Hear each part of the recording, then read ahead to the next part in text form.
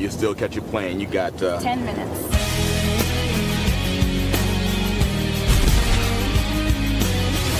Flight 1019 has been delayed. So are you on this? Very delayed flight to Miami. Yep. You? Sadly, yes. Hi. Is this taken? No, it's all yours. So are you heading home? Yeah. Trying.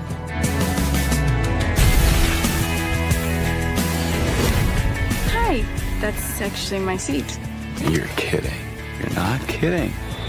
The name's Jackson. Lisa. So what do you do? As fate would have it, my business is all about you. I'm not sure where you're going with this. J.R. Joe Reisert.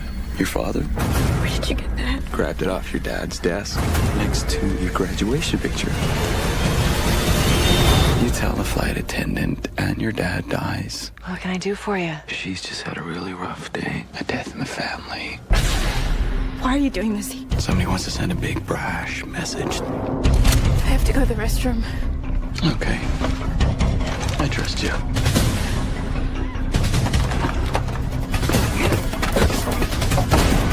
A man went in there, but a lady's in there too. Do Dad a favor and stop gambling with his life. Excuse me, this isn't a motel.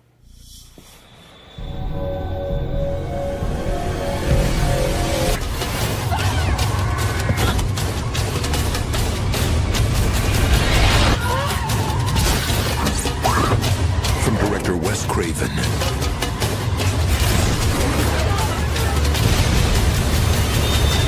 Rachel McAdams, Cillian Murphy, Red Eye. Greetings and salutations. Welcome to the 20th anniversary celebration / watch along of Wes Craven's Red Eye, starring Rachel McAdams, Cillian Murphy, Brian Cox from X-Men 2 fame, and there's a few other character actors that I don't remember the names of because really the three names that I just mentioned are the top billings. So I'm your host, Ryan of Anecdotes Channel, and our guest on this episode of Movie Anniversary Watch Along is, yeah, he's everywhere. He's doing every show. He's on every network, and he's also a Wes Craven fan, a closet Wes Craven fan. Please welcome Austin316 is back. What's up, Austin? How you doing? I wouldn't say it's a closet. Is it a closet? Fan. Not really. I mean, Okay. you know, I like Nightmare on Elm Street and Scream, and you know, and this is one of his rare, like, because it's not really a horror movie. It's more just like a psychological thriller with a little splash of horror here and there. But you know, it's certainly you know, more of a thriller or / horror movie than Music of the Heart from 1998. If you've ever seen that movie, this is one like non-horror, sci-fi, whatever. You ever seen that movie?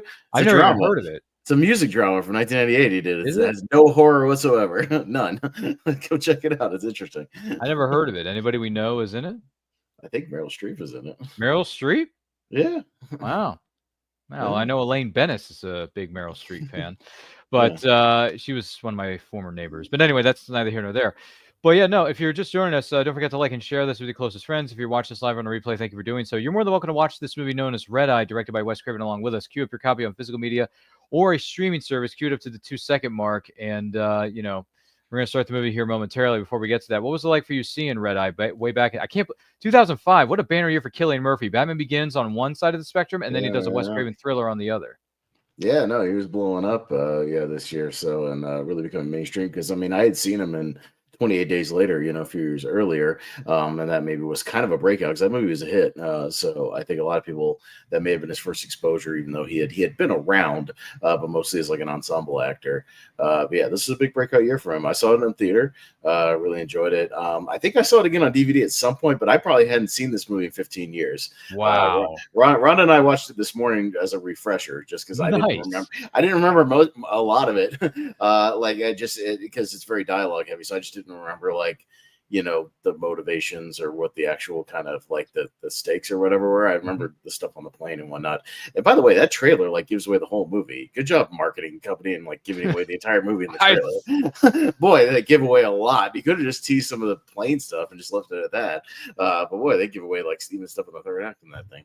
But it's a solid movie, and yeah, this is one of Wes Craven's, last couple of movies before he would pass. I think in 2012 or 2011, something like that. It was around that time, yeah. Yeah. So but he was kind of a mixed bag in the 2000s. But this is one of his better ones that kind of gets forgotten about sometimes. It's pretty good. That's true. That's true. Yeah, I remember seeing maybe not this trailer for it because it does give away like 3/4 of the movie, but there was a trailer that came out for this, and it had Cillian Murphy's eye turning red at the end of the trailer. It was like a visual effect kind of thing to market the film, which I thought was brilliant. I don't think that trailer gives away half as much as this one just did.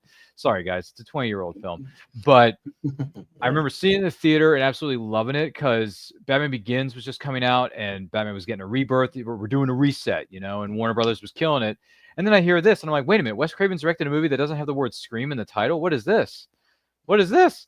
And then I went out and saw it, and I was thoroughly impressed, very much impressed. And not that I didn't like Wes Craven before, but now I was like, oh my gosh, this guy can do more than just who's the killer and like a whodunit. You know what I mean? Like he can do more than just that.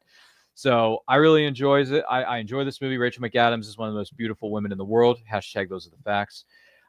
And she can carry a film. She does in this one alongside Cillian. So I think their chemistry is really good, which is something that's brought up a lot in social media when it comes to this kind of deal. So those are my thoughts. But yeah, let's go back to the year that was 2005. Go back to Wes Craven. I'm sure we'll tangent plenty during this episode, so stay tuned. Yeah, who knows? Maybe all over the place. Well, not only that, Austin. Let's not forget our producer back there may chime in on a few things that may get under the skin as well. Who knows? But with that being said, let's go back to the year that was. It was a great year for film, 2005. Batman Begins in this one and a few others along with it. And go back and celebrate 20 years worth of Red Eye in 3, 2, 1. Hit play. Here we go. Here we go. DreamWorks logo. Dun, dun. Yep. Classic DreamWorks. Classic DreamWorks. Yeah. And they've done a pretty good job with their live action and animation film department. Well, people kind of forget nowadays that they did live action stuff, especially early on. They didn't start doing animation until like 98 or so, something like that. Because Ants. Ants. I forgot that was a DreamWorks. Yeah, it was Ants, and what was the other one? We just talked about it on. Do you know what it was? Fights the other night. I'm trying to rack my brain. There was another movie in '98 that was a DreamWorks animated movie. I'll look up the DreamWorks stuff. Yeah, they didn't start doing animated movies till then. So really, DreamWorks animation. Yeah. By the way, that field hockey photo is so photoshopped. Oh, there's some rough special effects here and there, only because I think it was a fairly low budget movie. Prince of Egypt. Yeah, we talked about Prince of Egypt. That's right. Yeah, that's a good movie. That was a good movie. Yeah, they had a little rough start though, because we were actually talking about DreamWorks animation because we were doing a family tournament the other night. We've been doing a couple of those lately. Oh, that's great. And so there were some DreamWorks movies in there, and we were talking about them. I'm just adjusting my volume here a little bit. There we go.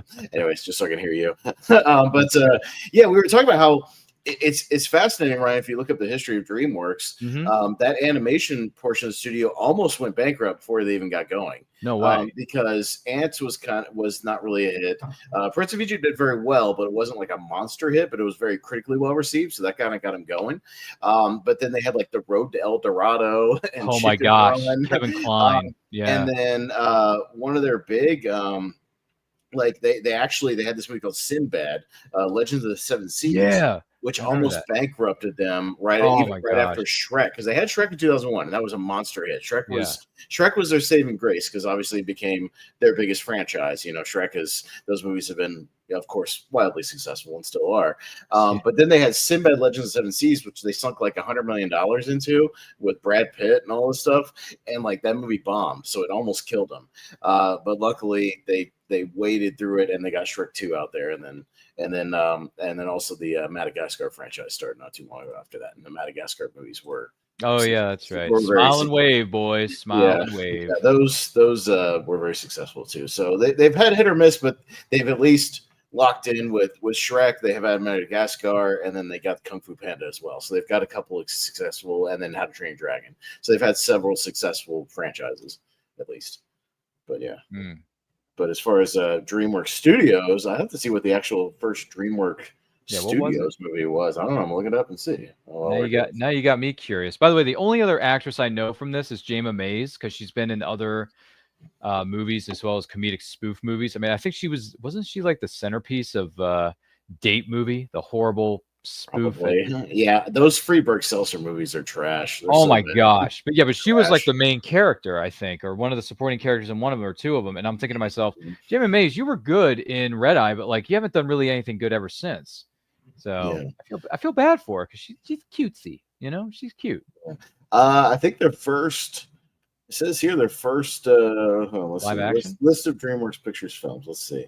Yeah, So where's the filmography? 1990s. I'm looking at the filmography here on Wikipedia. Peacemaker, first one, the George Clooney movie. Oh, the George Clooney and Nicole Kidman. Yeah. Uh-huh. Is that movie they any had, good, like- by the way? Peacemaker, is that any good? I haven't seen it in 25 years. I couldn't tell you. I don't know. Because my family, I watched it on a bus on like a school trip. bus. Yeah, I haven't seen it since then. I watched it on a bus. Yeah, I watched that in Sweet Home Alabama and Sergeant Bilko on a bus one time. Are you serious? Well, it's when those buses had like VHS players, man. Yeah, but dude, Sergeant Bilko is a Steve Martin classic, man. Well, I'm just saying, like, that's the kind of stuff I saw on a bus. Man. But they did like Amistad because DreamWorks is associated with Spielberg, so they did some stuff. Deep Amistad is Impact, different. Small Soldiers, Saving Private Ryan. Small Soldiers, we grew up watching. Yeah, Yeah. we were there for that one, folks. So they've had hits or misses through the 2000 or through the 90s, and then they kind of moved into the 2000s. So, again, kind of a rocky start because some of the stuff was hits. Like Deep Impact, Saving Private Ryan, but then they also have like the Haunting. The Haunting, the what's her name? Catherine Zeta-Jones and wasn't Liam Neeson in that? Yeah, they have American Liam Beauty, but that at least got Oscar nominations. They did Galaxy Quest. Yeah, So- the Haunting was a huge bomb for them, I heard. Yeah, so they had their struggles, but I think the animation kept them afloat, and then into the 2000s they were fine. So, they did all right. Okay. By the way, Brian Nussbaum's here. He corrects me. He says JMO wasn't in the movie Date Movie. That was Allison Hannigan. Yeah, JMO was an Epic Movie, not Date Epic Movie. movie. Okay. Yeah, I got my redheads mixed up. I'm so sorry. right. I'm You got so sorry. your spunky redheads mixed up. Yeah, Yeah, Allison Yeah, was your the quirky Date red- movie. yeah. Yeah. Brian Cox, it's General Stryker. From Right. X2, X-Men United, which William came out, what is it? Stryker. Was it 2 years 2003. before this? 2003. Yeah.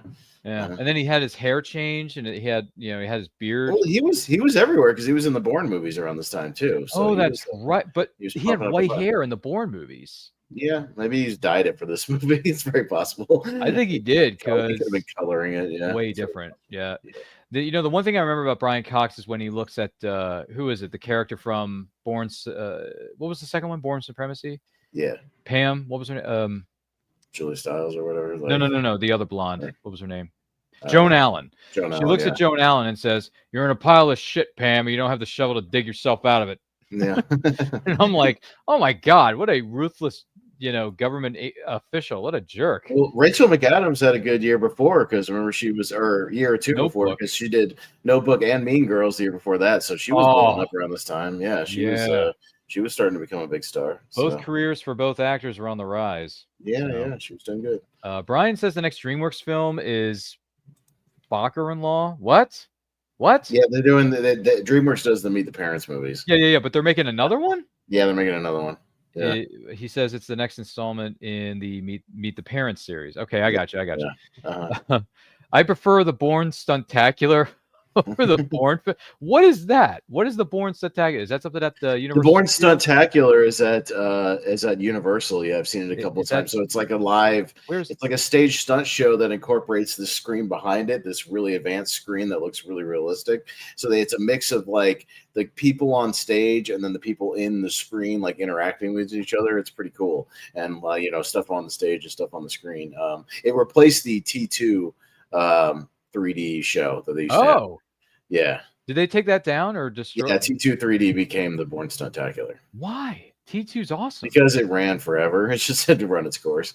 Yeah. What would you have done? Would you have put in Bourne Stuntacular or would you have kept T2?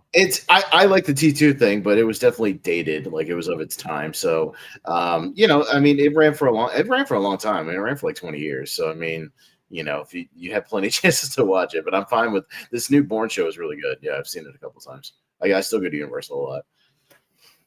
Oh man, that's crazy. Yeah, it's a good show. Although it's funny if you ever go see it, Julia Stiles does the pre-show little video while you're waiting. No way. and she looks incredibly bored. Like she looks like she's about to fall asleep. Like you can see the boredom on her face as she's just reading the lines. There's no emotion to it whatsoever. So it's flatly just reading the lines. It's really funny. So the first 5 minutes is called the bored stuntacular. Yeah, she's bored. She's very bored. Can we call it that, producer? Why don't we just call it the bored stuntacular? Like, can we rename that at Universal? I spell bored Bored. Yeah, that's how we spell it, guys. Yeah. But yeah, Rachel McAdams, 2004 Mean Girls, 2004 Notebook, 2005 she has this and Wedding Crashers. So Wedding Crashers is a big hit. So, that's right. Yeah, she was what's his name? Owen Wilson's love interest. Yeah. Yeah, so she was she was everywhere. She was doing quite well. Yeah. Hence the reason they put the Notebooks, Rachel McAdams, in the trailer for this movie. The Notebooks, Rachel McAdams. Yeah, that was weird for a trailer. Yeah, can we put we could have put, let me see, what was the more serious? There wasn't any serious to those ones, but we could have put Mean Girls, Rachel McAdams. We could have put what's the other one? Wedding Crashers didn't come out. Wedding Crashers, it might have been after. I don't know. That was later. So you couldn't say Wedding Crashers, Rachel McAdams, because everyone would be like, well, wait a minute, she crashes weddings? What is that? Yeah. No, it's Owen Wilson and Vince Vaughn who crashed the weddings. Rachel McAdams just happens to be a maid of honor. Was she the maid of honor or the bridesmaid?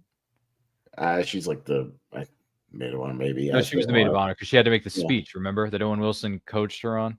Yeah. By the way, how do we feel about this horrible name for an airline, producer? Fresh Air was stupid. I forgot about that. I was like, yeah. How do we feel about this? That's really dumb. That's really dumb. It's kind of goofy. You think it's a goofy name? What would you have named the airline? What would you have named it? Anything else? Name it after. Call it Johnson Airlines. That would have been better. Call it Smith Air, and that would have been better. Fresh Air is stupid. Really, really stupid. Like, by the way, make up a international something or international airline. International airlines, yeah. Yeah, let's call it that. Like just anything that you can make it generic. That's fine. I get that you can't have something happening on this and be actually sponsored by American or Delta or whatever. I get it, but yeah, like you can make up something that's better than Fresh Air. That sounds like a parody airlines from like Airplane, like from the actual movie. Oh, that's right. Because thank you for boarding Fresh Air. That's like a joke they would do in that movie. Thank you for boarding Fresh Air, flight number 199. 19. Yeah, exactly. What was the name of the? Oh gosh, they couldn't use it because the TV show was on at the time. But Oceanic Airlines would have been, because Lost was on. Yeah. Oceanic Flight 815. Yeah, something like that. Oceanic. Well, that was the name of the airline. Yeah, but like Castaway, he's riding a FedEx plane. It's a and by the way, FedEx. You would think that FedEx would be pissed that they were being used in the film, but they got a lot of promotion out of it. They got a lot of good promotion out of it. Well, and what it was is because he saved all those packages, so they're like, oh, that's right, yeah, packages even if you're on a thing, unless he needs them to make his raft or whatever, which is what he did. Because he saved that one that he never opened and he delivers it at the end. But I guess, somebody in that movie never got their ice skates though. Or some of those other things he uses. Yeah, Cillian Murphy had a good year, man. Because this and Batman Begins, man, solid little breakout year for him. I have to see which one was first. Yeah, which one? I think this one came out. Well, I think I have my Wikipedia open on the other page. Okay. Batman Begins was June, I want to say. Yeah, June, and then Red Eye. Let's see when Red Eye. I'd imagine later. August. August. So June and August. So he was in both movies around the summer. So theoretically, if Batman Begins was still doing well at the theater, you could have seen this like the same weekend, seen both movies. Possible. Anybody know what a Bay Breeze is? Anybody know what that is? Bay Breeze is like what is that? Like a fruity, like sea breeze is it's kind of like a Smirnoff Ice sort of a thing, like just kind of a light cocktaily drink. Oh, so that's what it is. Yeah. Okay. Like a Smirnoff Ice or something. What? Oh. Sorry, I think she was correcting me. Anyways, everything cool back there in the studio? Yeah, we're good. Touche. She's good. She's just stepping up screen. I'm still here. All good. So we're learning more about the character of Lisa. She's telling the guy over here that, hey, my grandmother died. I'm just flying back from Texas. I'm catching a flight to Miami, Florida. Which, talk about a difference going from Texas to Florida. Oh my God. I mean, temperature wise, it's not so much of a difference because it's hot as in both states during certain parts of the year. Yeah. No, it's very high. I lived in Jacksonville, Florida for 30 years, and yeah, That it's very muggy and hot. Yeah, it's really muggy and bad. hot. And Yeah. remember they were having that national heat wave when they were calling it the heat dome or whatever over the Oh, over is the that whole what it country. was? It was even like 95 up here. Yeah, it was hot in near Asheville. Down there they said it felt like 110, like 115. Yeah, it was rough. Wow. Yeah, Cillian Murphy, he's got a lot of charisma. Like you can see why he would eventually kind of break out. He's very charming, but he's not really like a rom-com guy. He never like went on to do any like rom-coms or anything really. Who? Cillian Murphy, man. Oh, yeah. Because they sell this movie, especially in the first half, as like a chance encounter with these two potential love interests. What's going on? Yeah, well, even that trailer kind of played it like it, for the first minute. It's like, oh, hey, look at these two characters. Maybe it's like a romance movie, and they're connecting on a flight. Yeah. And it's like the fact that he says his name is Jack Ripner and it's a take on Jack the Ripper. I'm like, Jack the Ripper, yeah. This guy's not normal. Something's got to give. You know what I mean? There's got to be like other horror references like throughout this movie, like little Easter eggs. It does. I mean, I'm jumping ahead a little bit, but the knife he uses at the end definitely looks like Ghostface Scream knife for sure. And it probably is. The one he's running around with in the house at the end. It has to be. Yeah. By the way, one of the character actors in this movie is Kyle Gallner, and Kyle Gallner. He was in Impulse, Smile, and Smile 2. He's in Strange Darling. Kyle Gallner.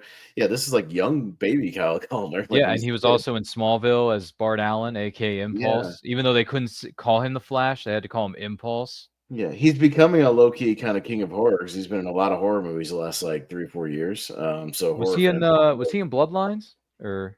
No, but he was in the Smile movies, and like I said, Strange Darling, he was in there. Oh, I thought he was in Final Destination. No, I don't think so. Okay, he wasn't the guy who owns the tattoo shop who gets wrapped around the fan. No, that's a different guy. That's not Kyle Gallner. Shoot. No. I forget who but that was. That guy, I don't know who he is, but he's a breakout of that movie. I want to see him in more stuff. He was really good. Mm-hmm. Has that's been out on digital or Blu-ray, hasn't it? Bloodlines or no? It's out on digital now. It's not. I don't think. I think it's streaming on Max now. I think it dropped on Max. Yeah, if you want to watch it for free. Mm-hmm. Oh, okay. I was like, hey, something's got to give. Brian says that Lauren Lester is also in this, who voiced Robin in Batman the Animated. He's in this movie. Who does he play in? Who's he play in Red Eye? I don't know who he is. I don't know. Is he the senator? He can't be the senator. No, let me. Can't be the senator. Let me or the congressman, whatever the frack is. Cast list. Let's see. Lauren Lester. Lauren Lester says doctor, so the doctor on the plane. I'm assuming. Oh, okay. Yeah. He just. But if that's the case, he only has like one line. He just goes like, "I'm a doctor" or something like that, or is he the asshole guy at the beginning here too? That's a good question, Brian. Can you be more specific on who he is? No, it says doctor, but is the doctor the same guy that was acting like kind of a dick earlier? Or is that the same guy? Yeah. All right. Fair enough. Oh boy, this is another thing about flight attendants in movies. I don't know who any of these actresses are. They're just characters. But yeah, I mean, if you watch Snakes on a Plane, it's Juliana Margulies. Yeah, as the Susie Plaxton. It says the older one. It says she was on 3 episodes of Star Trek: The Next Generation. So that's something. Really? Who was? Just she played different characters throughout the show. Though. They used to have a lot of character actors who would come in different for sure. seasons and just play random, characters. Like, you just see spot sometimes the same person playing a different character. But she's a TV actress mostly. Wow. Yeah. Let's see. It says Angela Patton plays Nice Lady. Is that the Nice Lady with the book? I'm assuming. Yeah. And if you recognize her, I was wondering where I recognize her from. Put over Wikipedia. She's the innkeeper in Groundhog Day, the one that keeps bumping into. Oh, yeah. The one that's asked if she's staying the night or whatever, staying the day. I haven't seen Groundhog Day in a minute, man. Yeah, but she's. I got to go back and watch what people would know her from. Bill Connors, Ned. Yeah. That's my favorite part of the whole movie is when he punches out Steve Tobolowsky. That's the best part. For me, it is. Yeah. I can't speak for everybody in the studio tonight, but that's just me. Mm-hmm. Yeah, Fresh Air is the See, I didn't catch what the Keefe guy was the first time I rolled this around, but Wikipedia says he's the Charles. Deputy Secretary of Homeland Security. That's right, Charles Keefe. Target. Yeah. I didn't catch it. I was like, he has to be some either government guy or some CEO guy. I just didn't catch it, when they were talking about him. But yeah, it makes sense with like the little bit of Secret Service kind of guys he has in this movie. I blame you for that part. Yeah, she's had one too many drinks, and now she's kind of like, woozy. Yeah. Loopy, woozy, the whole nine. I think somebody needs a bellhop. And then Jack Ribner becomes like the nice guy by helping all the other passengers on the plane. Yeah. Which, what is it? By the way, So this is Jayma Mays, by the way, the girl who plays Cynthia or whatever. Cynthia, yeah. Yeah, the little the girl she calls. This is her first movie, so that was her first gig. Wow, it's her first gig. Yeah, I hear. Yeah, she's in Epic Movie in 2007. She's in Paul Blart Mall Cop. Oh God, she's in the Smurfs movies in 2011 and 2013. Yeah. Has she done anything good other than Red Eye? Yeah, she's an American Made. It says the TC Legend movie, Tom Cruise. Yeah. So she's in Bill and Ted Face the Music as Princess Joanna. So she's done a couple things. Yeah, a lot of TV. So she was on 5 episodes of Heroes. Hey, I remember that show. It only lasted one season. Yep. Because as we all know, folks, if you watch Heroes for any length of time more than the first season, it goes to crap. Yeah. After the first season, which is why I bought the first season on DVD. So it says Kyle Gallner off the spot him. He's not Headphone Kid. He's the guy next to Headphone Kid. Headphone Kid's brother is how he's credited. Oh God. So yeah, I'll have to spot Kyle Gallner because he's been there, man. He's had a couple of like I said, a couple of good years these past few years, especially in the horror community. So Smile. I still want to see the movie Smile. I want to see that. Yeah. Well, he was also in the Nightmare on Elm Street remake, which Wes Craven didn't do, but he was in that also. There he is. I made the mistake of going to the theater and seeing Nightmare on Elm Street the remake, and I thought it was decent just because my one of my crushes, Katie Cassidy, was the lead in it. Yeah. From the Arrowverse, Katie Cassidy, and Supernatural. Right. I don't want to forget that. And Kyle Gallner was in it, and I was like, hey, this is a pretty cool cast. I know these kids, right? But we all know the movie was garbage. And then years later, I saw the original Nightmare on Elm Street, and I thought to myself, oh my gosh, this is one of the best horror movies ever made. Why would they remake this? Yeah. Stupid. Because you can't compete with Robert Englund and Wes Craven. You just can't. And then we haven't had any Freddy content since then. Yeah, it's been in limbo. Wasn't there an interview that came out recently where Robert Englund has discussed why specifically he doesn't do any more Nightmare on Elm Street movies? Or could it possibly be that he's in his late 70s when it wouldn't make sense? well, it's not just because of his age. There were more reasons that he gave within the interview. I just can't remember what they were. He's too old for it now. I mean, he looked old in Freddy vs. Jason, and that was the last time he really did it. When did that? That was like 2002. 2002, yeah. I mean, that was 20 years ago. He looked old in the makeup then. But yeah, he doesn't need to do it again. He's fine. If they do it again, just recast it. I'm fine with that. Maybe we can get Tyler Mane to play Freddy Krueger. He's already played Michael Myers. You can't do that. What do you mean you can't do it? Of course you can. You can't play 2 different horror icons. Get out of here. You don't think Tyler could do it? He's too big. Freddy's not supposed to be that big.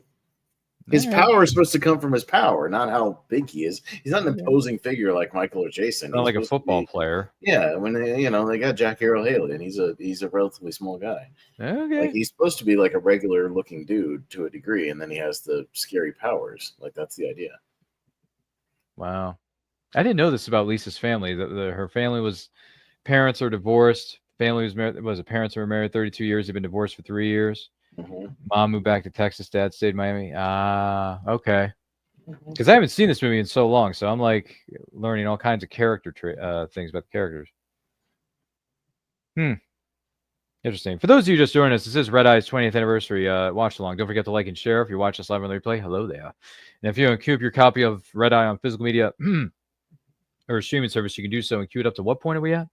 We're about at the 22-minute mark, something like that. There you go. 22-minute mark. We just took off. The plane just took off and hit the turbulence a little bit. Now it's kind of settling down. So that's where we're at. Mm-hmm.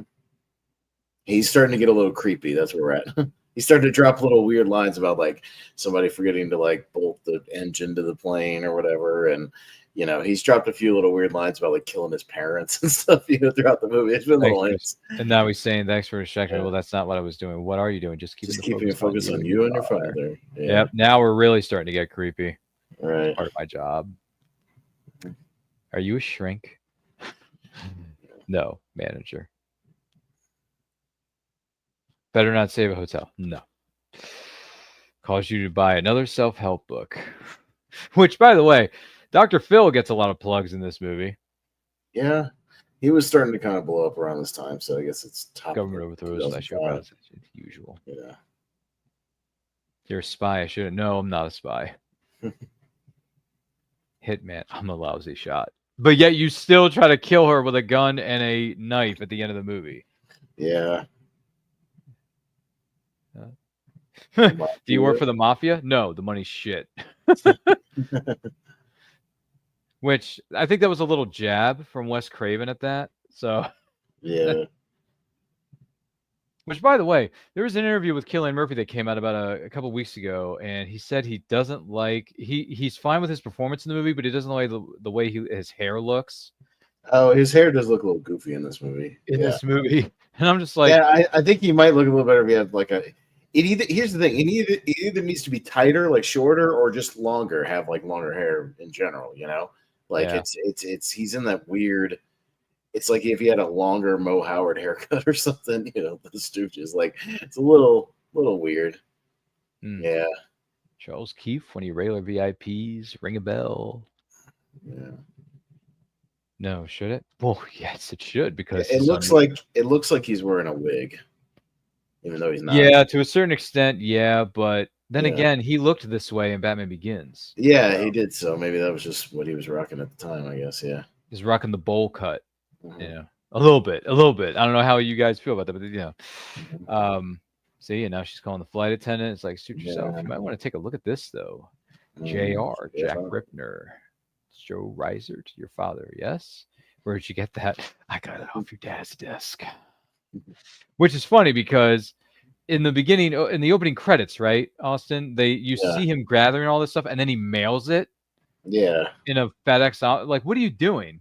What if it got lost in transit? Yeah, that's another thing too. Like what if they just because packages can get lost in transit. Like I've had stuff get lost. Like what if it got lost and that was your Amazon thing? Yeah. No offense, but Amazon has made a few faux pas in the past, haven't they? Yeah. Sit down. You tell which, by the way, this is a huge spoiler in the trailer, but he says, you tell the flight attendant and your dad dies. Yeah. I feel like we got a bit of the Scarecrow in this movie.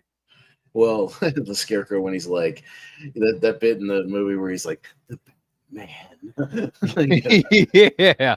Like that whole thing is just part of this movie just makes me wonder, hey, was he kind of channeling his Scarecrow when they were filming this? I mean, they probably filmed this after Batman, so maybe he was still shaking it off a little bit, or he's like trying to be creepy, so he's going into a little Scarecrow. Yeah, I just feel like he was channeling the Scarecrow for part of this movie, not all of it, but part of it. What can I do for you? Well, did you need another pillow or anything? See, he's playing, he's playing coy. Coy? I'm not being coy. Newman, is he being coy? Yeah, you're being coy. But hey, Cillian Murphy's an Oscar winner now, so put some respect on his name. It's true. And the sad thing is, Austin, I still haven't seen Barbenheimer, so... Oppenheimer's great, man. Yeah, I have no desire to see Barbie, but I do want to see the Oppenheimer part. Oppenheimer rules, man. That movie's awesome. Yeah. Isn't that on digital? You have that on digital, don't you? Yeah, I think I do. Yeah. All right, so I can 4K, so I'll go back and watch it. Went to my gimmick, but yeah, I'd have to see if it's on my movies anywhere. But it probably is, but I need to see that because I heard Oppenheimer is like one of the best films. Oppenheimer's great, yeah, and he's great in it. Like he's tremendous. Yeah. So. And Oppenheimer is on my movies anywhere. So yay! You can. So I know what I'm watching. There you go. That's 3 hours, so make sure you got the time. Oh, it's 3 hours? Yeah, but it's Nolan, man. Nolan does his thing. He moves it along. It's good. 3 hours. All right. Well, he's worked with Cillian Murphy, a good number of times. That Chris Nolan. So, isn't he making the Odyssey right now? Yeah, he's making the Odyssey. He might even be in the Odyssey. I gotta look and see. The teaser came out, and I was like, man, what a tease! Because there's like hardly anything in that trailer. Yeah. Is But he- it's because they're still filming. They're wrapping filming up, I think, this month or something. Oh, So, okay. So it's one of those ones where they put out, like a teaser of some stuff they've already shot. But yeah. So I was just seeing how many he did. 1, 2, What is it? 3, 4, How many? 5.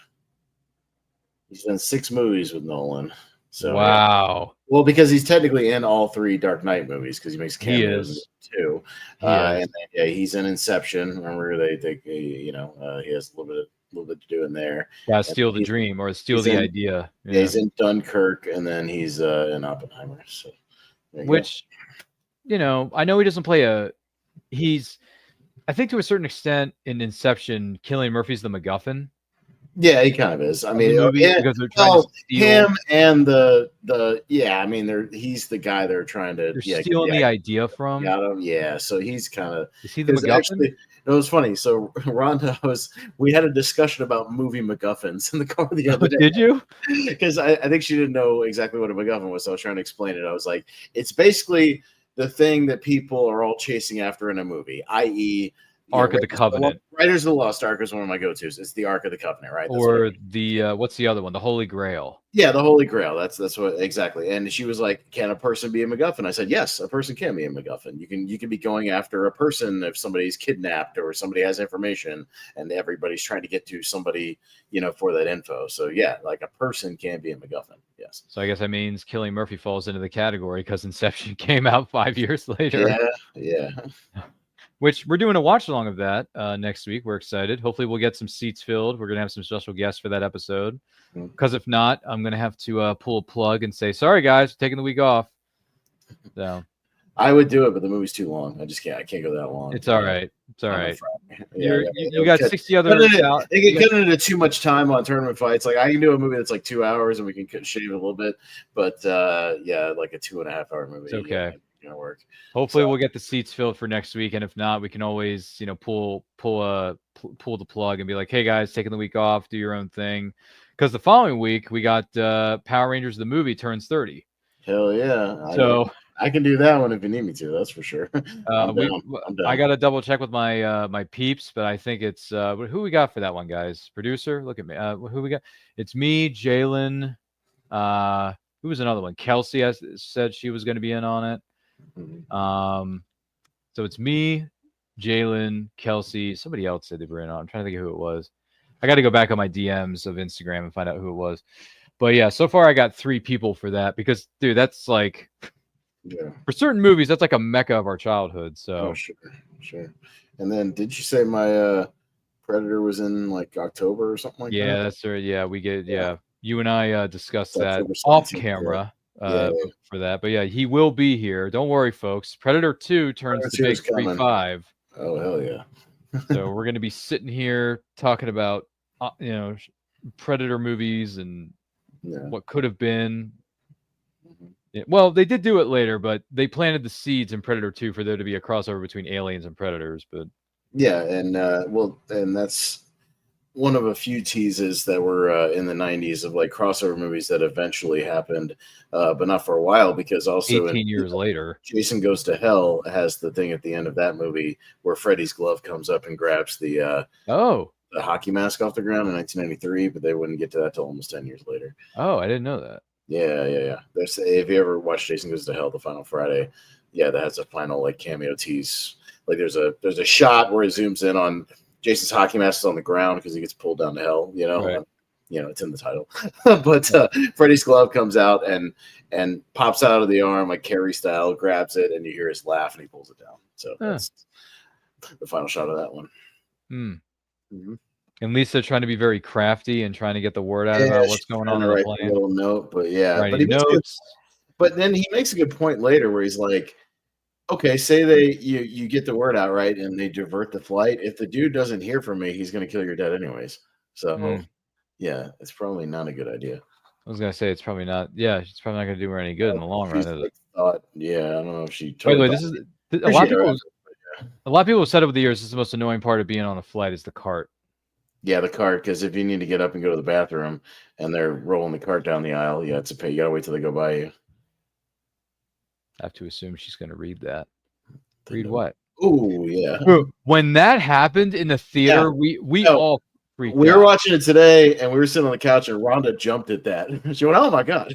Yeah, like, and actually, I saw in the trivia, Wes Craven had said that's one of the best, like, kind of jump scary things he's ever done in a movie. Is that right there? Yeah, it's a big jump, like, moment. Well, not only that, Cillian Murphy's head starts bleeding. I also read that when they're in the bathroom later, and he's kind of slamming her around the bathroom, he missed when she goes to hit her head on the wall. Like, there was an area Cillian was supposed to like run her head into that was like padded, that was like padded, where padded, yeah, there was padded, so she'd be fine, and he missed, and Rachel McAdams got a real concussion.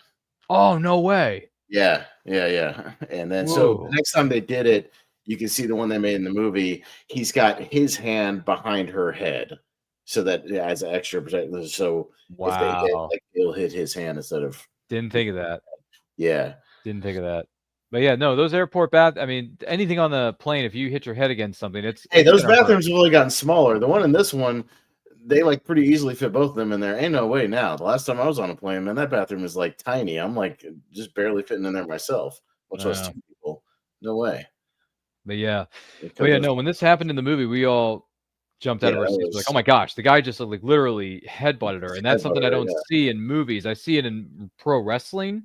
Yeah. Because, people have headbutted each other, opponents all the time. But yeah, when I saw it in the movie, I'm like, wait a minute. He actually just did that. He could have killed her. Like, know? Mm-hmm. And then he gets the book. We find out he got the book from the old lady because the old lady was asleep. Mm-hmm. See? Well, I think it's supposed to be, you're supposed to think she might even be dead there. I don't think she is.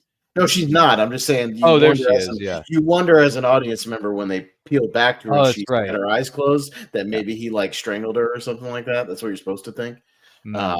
For a second that she might be dead, but she's not. I got you. It's an aspirin. I need you coherent. At least. By the way, I like that nickname. I need you coherent, Lise. Well, we if Lisa is too long of a name to say. You got to abbreviate it, Lise. Yeah. But no, that's when he does that, and then when she says that I have to go to the bathroom, he just gives her the little water bottle. Like, here, go to the bathroom in this. That'll work. Yeah. If I make that call, will you please tell the person outside my dad's house to go away? You call, I call, dad wakes up, puts on coffee, never suspects a thing. You go back to work, life goes on.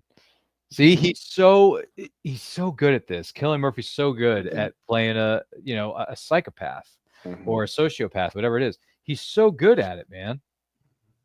I don't have to tell you to sound convincing. I know, right? Oh man. Here's Cynthia. You have to keep it simple, Lise. By the way, is that still a thing where you have to take your card and slide it to use the airphone? I don't think they have those type of phones on airplanes anymore. Really? Honestly, what do they have? I just don't know. I haven't seen like a phone on an airplane in a long time, at least not in front of me. I don't know if that's a thing anymore because most of them just have the monitors now, not the phone, right? Like the screens. Oh, the screens. Yeah. Mm-hmm. I mean, unless you can make a call through the screen or something, if that's a thing, that might be a thing. No, is it not a thing? I don't know. Maybe. I don't know if they still have these types of phones on planes. That's a great question. I'll say they've probably gotten rid of them. Yeah. So it's just the screens for people to stream movies now, producer? Is that it? Well, you can buy Wi-Fi. Oh, okay. Yeah. While you're up there, and then make a call. I guess you Wi-Fi. can call from your own phone or text or something. Oh, I gotcha. Yeah. Fair enough. Because most people are just watching movies on the planes nowadays, right? Mm-hmm. Yeah, they're watching. Since they're becoming obsolete, in-seat phones are being replaced by Wi-Fi calling and microcellular technology. Wow. So there you go. Yeah, so it's kind of becoming a thing of the past, but it used to be a thing. That's for a while.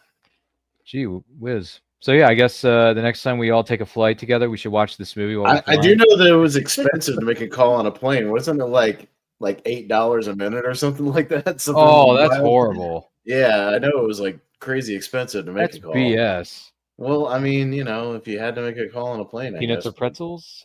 Peanuts, thank you. And then he takes another one for Lisa because Lisa doesn't know what to do.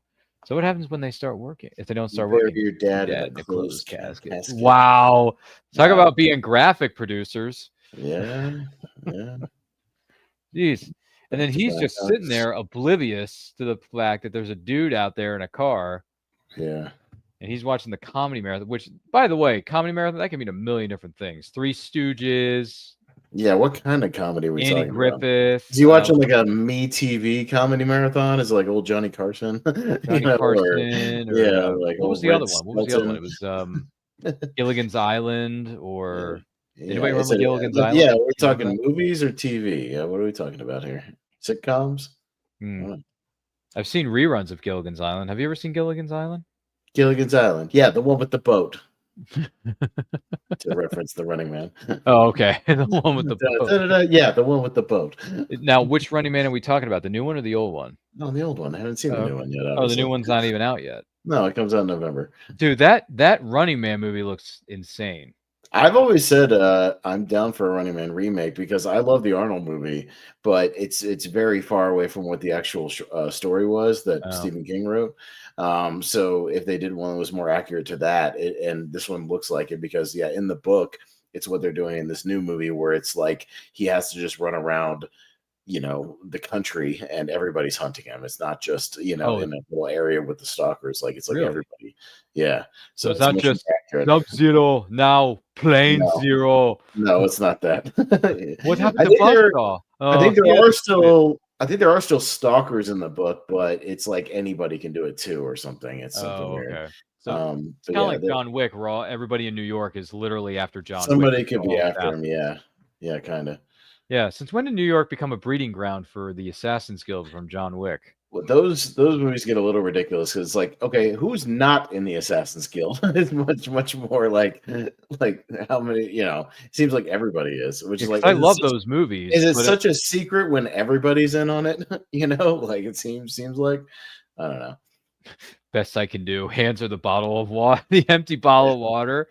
Yeah. Okay, I'm gonna make that call when I can make the call, but right now you gotta let me go. Okay. I need to go. I need to go. All right, guys. I need to go. Okay, I trust you. Cillian Murphy's like, yeah, it's fine. You're gonna be fine. Oh, and I need my purse. Oh, but not that much. I trust you, but not that much, right? That reminds me of the Transporter when he lets the girl out of the trunk to go pee, and she starts to take her tape off her mouth, and he goes, "You don't need your mouth to pee." Oh man, I totally forgot about that. I think that at one point, because apparently, this is a little behind the scenes secret for you.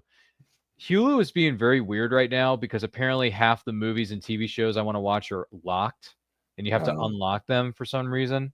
Yeah, and I think it's because Hulu is about to be absorbed by Disney Plus, and then some of that might even get absorbed by the new ESPN service they're about to roll out next year. Also, does that mean like some of the stuff apparently I can't watch now are going to be gone? I don't know. Disney's weird about that, man. Disney has eliminated stuff off their service that they own, like their own content. It's bizarre. Like the Willow TV show that they did, and some of their documentaries, and some of their documentary shows. Mighty Ducks Game Changers is not. Yeah, on there that's anymore. fun. There was a show they did called like Prop. Like Brian, if he's watching, knows the Prop show. Brian, if you're watching, you know what I'm talking because it's one of your favorite shows. It was like Prop Masters or something like that. It was about like movie props. It was their own thing. Like it was a Disney Channel or a Disney Plus show, and they got rid of it. Like, why do you get rid of your own content? That's bizarre. Well, hopefully these titles that Look how big this bathroom is, dude. The bathrooms are half this size now. You can barely get in there now. Look how much space there are. That's a. By the way, she just a movie playing bathroom. And she tossed her cookies, but I don't think she flushed the toilet yet, did she? And you're not supposed to drink that water, by the way. But all right. Oh, you're not? No, there's like signs on it nowadays that are like, "Don't drink this water. This is not a water fountain." Yeah, it's recycled water. Oh, yeah. Yeah, producers like, ugh, that's no good. You're not supposed to drink that sink water. If you want water, just drink the bottled water. The fresh air bottled water producer. Fresh air. Everything on a plane is recycled. Where do you think they were getting the water from? Jet phone in-flight telephone service is back online. What was the not the fresh air I was thinking of? I can't help it. That airline is such a dumb name. It's Fresh funny, air. but at the same time, it's lame. Fresh air. Yes. Fresh air. Oh, here's the first time I ever heard the words "fresh air." Producer Austin was in the movie Superman 4: Quest for Peace. Yeah. When Clark looks at Lois So and says, if you notice here, this is what I was talking about earlier. He's got his hand now behind her head, and I don't think it was originally like that because she bumped her head the first time. got the concussion. Yeah. So when they went to redo it, every time he slams her, he's got his hand behind her head when he does it. So just in case. Oh, I think I'm starting to notice it. Yeah. He's got his hand. So I don't know what I can't remember if it said the shot where she got the concussion is still in the movie or not. It might be. But yeah, she got a concussion during the scene for real. Do Dad a favor and stop gambling Give with him his his life. Which is a great line, by the way. Yeah. I think it's like I said, Cillian Murphy just nails it. You don't have to do this, any of this. See, she's trying to reason with him. It's like, look, we don't have to go through with this at all. Someone do that to you. Which, by the way, you can easily tell that was makeup because in the first scene where the scar is shown, it's like full on red. It's way darker, than it is here. Yeah, did you notice that? Yeah, it's like more brown, like than More brown in this one, and I'm just color. like, really? Yeah. You can tell they had to make it look, because that one was more of a far away shot when they showed it, and this was more of a close up. Yeah. I never once saw you order anything more than a fucking sea breeze. There's your F-bomb. I don't know. Yeah. Can they include more than one? You can only have one in a PG-13 movie, apparently. Right, so that was the one that they used. And it can't be a sexual use of the F word. Oh, it can't be okay. No, it can only be like an adjective, like a fucking whatever, or like, that sort of thing. Like it has to be certain uses of it. It's weird too. Yeah. It's not going or like a what the F, that sort of thing. But it can't be in reference in a sexual way. Because I'm here to tell you the phones are working again. Are you sure we got a deal this time? For those of you wondering what the Bantha fodder is going on, this is the 20th anniversary, aka the tangent along of Red Eye. There you go, Austin. That's what we should call these shows now. Let's call them the tangent longs, right? Or long tangent. Should we call the show Long Tangents, producer? What do you think about that? Well, if it's not a quote along, like we do sometimes, like the Power Ranger one might be. That one's going to be, I mean, come on, Austin. How many times have you and I have seen that? I've seen that movie a million times. Countless times. Which, by the way, multiple people, but 3 different people I know of, but not know personally, but professionally, have posted the movie on YouTube. So, by the way, just so you know, Austin, no ads. It's no ads. It's the full uncut version on you, and I'm like, dude, I don't even need my Blu-ray for this. I don't, because it's been watched so many times. So, and it's Fox is a union property, but the original series is non-union. So you got to take that with a grain of salt. But see, looks for his pen. Can't find it. Yeah, there's Kyle Gallner in the middle right there. He is. Baby Kyle Gallner. You steal my pen, jackass? No, man. You recognize him from the Smile movies? Remember that? And Strange Darling? Yeah. A little baby Kyle Gallner from like 20 years ago. He's got a beard now. He still looks relatively young even in those movies, actually. But yeah. It's just a baby, producer. So what's weird about the Power Rangers movie is that on Movies Anywhere, it's another one that's not available even to like buy on there. But they have Turbo. Why? But wait a minute, Turbo's available to purchase on Movies Anywhere? Yeah, but not the original one. But not even though between the two, the first one's way better than Turbo. Way better, yeah. But Turbo's available if you want that one. No, not even the 2017. I was gonna say, you're gonna buy it and add it to your account? No, I hate Turbo. No, Turbo is awful. Because Turbo's it's not really a Power Rangers movie; it's a Wizard Largo movie. It's bad. It's like an extended version of the TV show, and that was the worst season out of the original season. So no. You mean out of the Zordon era? Yeah. Yeah, the first 6. Yeah. No, thank you. No, thank you. Good. Have you seen any of Turbo, producer, or you're not familiar with this property? No. No Power Rangers familiarity at all? I'm aware. I know what Power Rangers are. Okay. Yeah. I watched Well- the TV show a few times, but I never watched the movie. Mhm. Oh, okay. The first movie is fun, even though it's just an extended. It's very corny and silly, but like it's nostalgia fun. It's Yeah. very Yeah. like it's very over the top, but it's silly, and it does have some bad 1995 CGI at the end though. Oh, the CGI is god awful. The CGI of the Zords at the end is pretty bad. It's pretty God rough. awful. It is some of Yeah. the worst special effects because at the time, Yeah. folks, they were revolutionary. But when you look back on it, I'm like, oh my gosh, It's this is the best- very like Mortal the best Kombat thing you come up with? 95 CGI. Yeah, it's yeah, very and even rough. the CGI Mortal Kombat is better than MMPR, Yeah, it's in my really opinion. rough. In my opinion, which is ironic because both films turned the big 3-0 this year: Mortal Kombat and MMPR the movie. Mhm. Which we did a 25th anniversary watch along of MMPR. Mhm. Or not MMPR, excuse me, Mortal Kombat, and we had Master Daniel Pacina, who Mhm. helped with the what do you call it, the motion capture for the original video games. Oh, nice. And Mick Strawn is he was the production designer, and he designed a lot of the sets on Mortal Kombat, including the Scorpion versus Johnny Cage. Oh, that's cool though. That was Yeah, him. sort of He fire put set, he yeah. he was the production designer. That's cool. Yeah. So if you want to go back, it is on our movie watch-alongs play. You have to go towards the bottom though, because it was one of the first episodes we ever did. Oh, right. Yeah, I was gonna say if you did the 25th one, that was what 2021, I guess, or something like that. 2020. 2020. So it was during COVID era, huh? You always Yeah, tried to yeah. do anything you We could were to all in stay lockdowns, outside. and Yeah. my camera was weird. My computer I had was Well, yeah, I hate going back and watching like early Movie Hero Network stuff because I was doing it from my tablet, like on my couch, in a different area of the house, so it looks Yeah. way different. I didn't have, I got a better, I got a Chromebook that has better camera. I got an actual Yeti microphone now. I'm at a desk, sitting like a normal person instead of just like slacking on my couch. I like having this as a background better than the other one. Just having my movies like over here, like it looks better.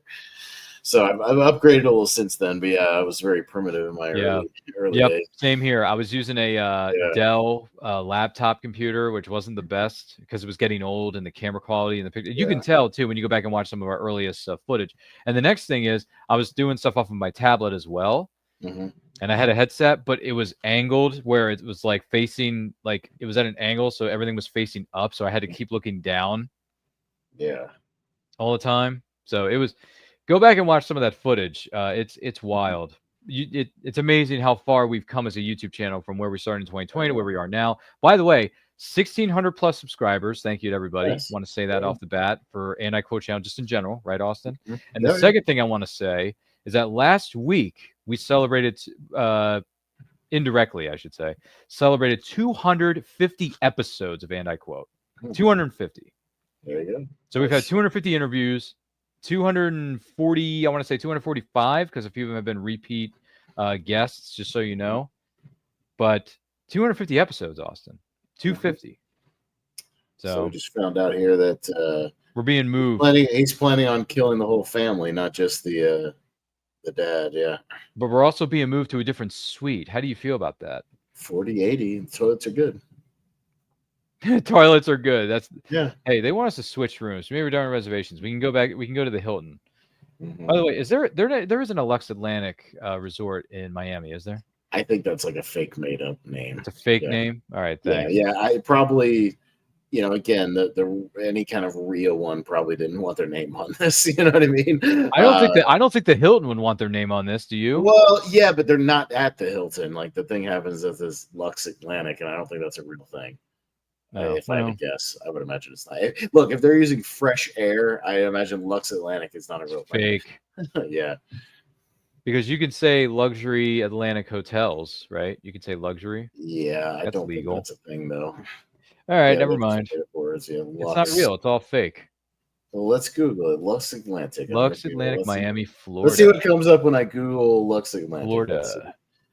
There is an Atlanta Lux Hotel. There you go. So it's backwards. Oh, okay. Atlanta Lux. Got it. Yeah, but that's not the same thing. It's in Atlanta. Yeah.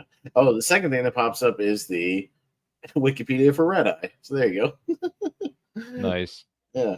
Sit up, lease. There are Lux hotels, but it's not the same thing. They're very different. Now the exteriors, it says there's a reel-to-reel filming locations website, Really? It says there is an.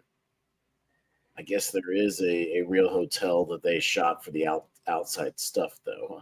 That is a nice hotel. By the way, this suite up here, that is a nice looking suite. I'm not gonna lie. It looks like it's more of like a condo building, like one of those type, like those beachfront Miami. Oh, you mean like luxury condo buildings? Yeah, like a luxury condo building on the beach right there. I still think it's nice looking. They double for like a yeah. You know what? That suite looks like an episode of CSI Miami. Yeah, it looks like David Caruso should be walking in and taking his sunglasses Pair of off. shades. Yeah. Pair of shades. Do you have a favorite Horatio one-liner, by the way? Oh, I didn't watch the show a lot, but what? You didn't watch CSI Miami? I don't watch a lot of CSI. It's not really. Come on, man. No. Oh, I love all three of them. Aware of it, but yeah, I didn't really watch it a lot. There's Vegas, there's Miami, there's New York, and then they did the CSI Cyber with Ted Danson at one point. Mm-hmm. Patricia Arquette was the lead on that, by the way. Bow Wow was on that show. He was on CSI Cyber. So, because I'm like, man, Bow Wow, I haven't seen you act in anything since Like Mike in 2002. You remember that? Yeah, or Tokyo Gets the magic Drift. pair of Michael Jordan sneakers. Tokyo Drift, man. Or Tokyo Drift. I'm sorry, Tokyo. Yeah, who could yeah. That's one of my favorite Fast and Furious movies is Tokyo Drift. Boom! I just made the comment section go wild. Hey, I'll be controversial. My two favorite Fast and Furious movies are Too Fast, Too Furious, and Tokyo Drift. So, and oddly enough, the two without Vin Diesel. I don't think that's a coincidence. Yeah, I like both. I like Too Fast and Furious and Tokyo Drift for different sets of reasons. But between that's a hard question though. I'll tell you what I like about those movies, and I know this is another tangent, but what I like about those, it was when those movies were still simple and when they used their driving skills to solve the problems, which is what this should be about. Not that they weren't doing international espionage and going to space, He's right, I got it. But yeah, no, Too Fast and Furious or Tokyo Drift. Which one do I prefer more? Probably Tokyo Drift, just because it's about who's the best race car driver, who's the best racer, or best driver, excuse me. Yeah, I really like and it's a different style. It's a different style of racing. So. Yeah, but they're both good. I like those movies a lot. Do you have the Steelbooks? No, I've got a Blu-ray set though. Bummer, because I got the Blu-ray Steelbooks exclusive to Best Buy. Yeah, I got this Blu-ray set that I bought, like kind of when they originally came out on Blu-ray, like with the first three. That's what I still have. Yeah, it's not the one where it's the whole set in that giant wheel. No, I could show you the one I've got here. Let me. Yeah, which one is that? Do we know? It's one of the original. It's like the original trilogy set. I have this Fast and Furious. Oh, dude, that still looks cool looking. Yeah, it's got the first three. Oh, I don't mind that. That's not a bad. Yeah, and they all have like a similar cover on them when you open it up. It's like Tokyo Drift. And there's Tokyo orange. Drift. Yeah, it's orange. Yeah, and then there's like Too Fast and Furious, and then like a kind of a green. Yeah, dude, that's like the OG poster, isn't it? And then the fourth one actually has a similar. Like a similar cover actually, so it could fit in that box if it was bigger. It's kind of like a. Hey, that's a movie stop. Yeah, movie stop. I got a lot of movie stop shit. Yeah, that's a movie stop tag, guys. Dude, I used to go movie stop a lot when I lived back in Jacksonville, man. I used to go like every week, and that's how I built most of my collection. Actually, yeah. In Florida, is I would buy a lot of used stuff from movie stop. That's the best. Did you ever go? It started out with like DVDs, and then obviously I switched to Blu-rays eventually. In the early 2010s. But yeah, I went to movie stuff all the time. There was one not too far from my house, about 10 minutes away. I used to go there all the time. Lisa just stabbed him with a pen. Yeah, she gave him a little tracheotomy. Yeah, in the center of his throat. Producer, did you notice that? In the center of his own throat. Yeah. Then we hear him later. He's like, little girl tripped him up. Yeah, the little girl, which, by the way, the 11-year-old girl, whoever she is in this movie, she's spunky. And we'll see the guy that is the Robin voice here in a second. Remember, he gets confronted by the doctor? Oh, yeah, that's right. Hey, there's your pen, dude. There's your pen, dude. Yeah. There goes your pen, dude. Yeah, we need an ambulance. See, she just ran out. Mm-hmm. Nope, and the flight attendant's about to, yep. We need emergency security to the M2 gate. But yeah, she stabs him in the what do you call it? the throat. Takes his cell phone, by the way. Mm-hmm. His Nokia 2005 cell phone. I had one of those. You had a Nokia? One of those ones they have there. Yeah, that's the one you Wow. could play the little snake game on it. Yeah. Oh yeah. Yeah. I had one Hi, of those. Windy Airport Food Services. That was a lot of people's. That was a lot of people's like first phone. Was that phone right there? That was a pretty popular one. Interesting. But yeah, movie stopped. I went to their midnight release parties when Blu-rays were coming out. I did those occasionally. Yeah, I think I went to one or two. That's Lauren Lester. So it was the guy in the beginning of the movie. There it is. Yeah, there he is. That's him. It's Robin confronting the Scarecrow. How about that? Yeah, that's weird, right? And the little girl trips him. Mm-hmm. Oh, with her suitcase. I thought she was going to stick her foot out. No, she sticks her bag out. Yeah. You're going to have to fill out a report to the police. Well, it's kind of hard for him to do that when he can hardly speak, right? Thank you for flying fresh air. All right, see you later. Hey, that's my scarf. And then she just... Yeah, I had one of these phones right here, man. I had one of those. There's a phone. Oh, there it is. I noticed it. Yeah. You know that phone plays a huge role in the other movie that came out, I think either the same year or around this time, called Cellular with Chris Evans? Oh, yeah. No, yeah, that one's... Do you remember that one? Chris Evans and Jason Statham. Yeah. Yeah, The Transporter. Mm-hmm. Which, by the way, you could have streamed all the Transporter movies on Disney Plus, but now they're gone because, like I said, they're having a issue with Hulu being absorbed by the Disney Plus. So I don't know what's going on. It's really weird, fellas, because I can stream Mrs. Doubtfire, but I can't stream the Alien or Predator movies anymore. Which, don't get me wrong, I have other sources for that. But at the same time, it's like, well, what if I want to go on Disney Plus and watch Alien versus Predator Requiem? Well, luckily Predator 2 will be on the movies anywhere, so you can watch it on there. That's what I'm saying. Like, all the Alien and Predator movies are on the other streaming service. That's so yeah. Well, I purchased them all on there, so that's what I'm saying. Like, I could just go back and watch them, but I'm still like, dude, Disney Plus had all this really good stuff, and now all of a sudden, like, more than half of it is gone. Yeah. At least for the moment, because you have to unlock it. So I don't know. Fix your streaming, people. Disney Plus. I'm looking at you. Rhonda said she was running pretty fast for a girl in heels. Mm-hmm. She's not bad. Well, I'll tell you what, producer, she runs a lot better than Bryce Dallas Howard did in that horrible, pathetic movie, Jurassic freaking World. I like that movie, but yeah, she has a bad, weird. Yeah, you like Jurassic World? Jurassic World's good, man. I like Jurassic World. I'll stand behind it all day. I will too, because I love that movie. Like, the movie's good. Mm-hmm. Does that mean you like all of them? Fallen Kingdom, Dominion, and Rebirth? No, I never said that. I said I like Jurassic World. Okay, but the other, No. what did you think of the sequel? Fallen Kingdom, I like the first half of Fallen Kingdom. I don't like the second half of Fallen Kingdom. I like And then Fallen Kingdom. Dominion, I'm not a fan of. And then this recent one was Rebirth. Okay. It was okay. It's okay. ScarJo with no makeup. Yeah, it was okay. It's all right. It's all right. Okay, it's all right. Because my friend who's a massive kaiju fan saw it, and she didn't love it, but she did really like it though. She liked elements of it about them going to the island and finding the dinosaurs and finding my pet peeve of that movie was how many research islands did they have? They already did that in Jurassic World 3. It's the same, and like Lost World, like it's the same plot. Like, how many research islands do they have? It makes no sense. Yeah, this is another one. Like, oh, I already had that. You know, I saw this pop up, and I may go back and revisit this because Jurassic World Rebirth is out right now, and it's I think it's doing fine at the box office. It's doing very good. It's like it's making money. Movies of the year so far. Yeah. Okay, so it's making money. Those movies make money, man. Like that's why they keep making them. Those movies.